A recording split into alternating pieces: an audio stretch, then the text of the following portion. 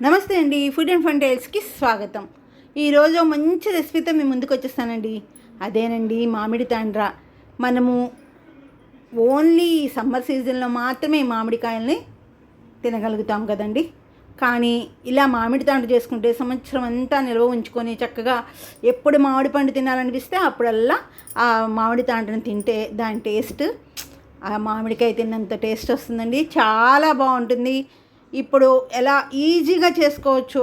చిన్నప్పుడు మేము ఒక 5 పేస్టులు పెట్టి చిన్న మామిడి తాండ్ర ముక్క కొనుక్కుంటే అది అలా చప్పరించుకుంటూ ఇంటికి వచ్చేసరికి అయిపోయేదండి.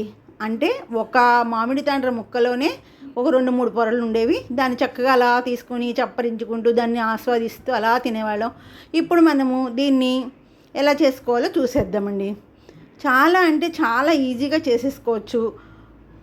ఒక 5 మామిడి పళ్ళు తీసుకున్నానండి నేను. వాటిని కడిగేసి శుభ్రంగా పైన చెక్కంతా తీసేసి ఆ మామిడికాయలని ముక్కలుగా కోసేసుకొని వాటిని శుభ్రంగా మిక్సీలో వేసేసుకొని మామిడి ముక్కల్ని ఇప్పుడు దాన్ని మిక్సీలో జ్యూస్ చేసేసి పక్కన పెట్టేసుకున్నానండి.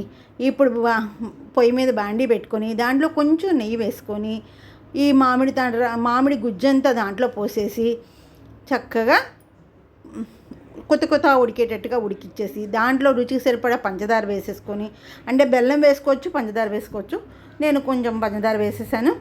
పంచదార వేసేసి మళ్ళీ ఒక 2 నిమిషాలు అలా దాన్ని ఉడకనిచ్చేసి దాంట్లో ఒక స్పూను యాలక పొడి వేసేసుకొని దాన్ని మనము ప్లేట్కి నెయ్యి రాసుకొని ఆ నేతి రాసిన ప్లేట్లో ఈ మామిడి జ్యూస్ని పోసి చక్కగా మొత్తం స్ప్రెడ్ చేసేసుకొని దాన్ని ఒక 2 రోజులు ఎండలో పెట్టేసుకొని చూస్తే చక్కగా మామిడి తాండ్ర బాగా వచ్చేసిందండి. నీట్గా తీసి దాన్ని ముక్కలుగా కట్ చేసేసుకొని రౌండ్గా చేసుకొని దాచుకోవచ్చు. అలా ముక్కలుగా చేసుకొని చక్కగా దాచుకోవచ్చండి. మీరు కూడా ట్రై చేయండి. చాలా బాగుంది. మా ఛానల్ సబ్స్క్రైబ్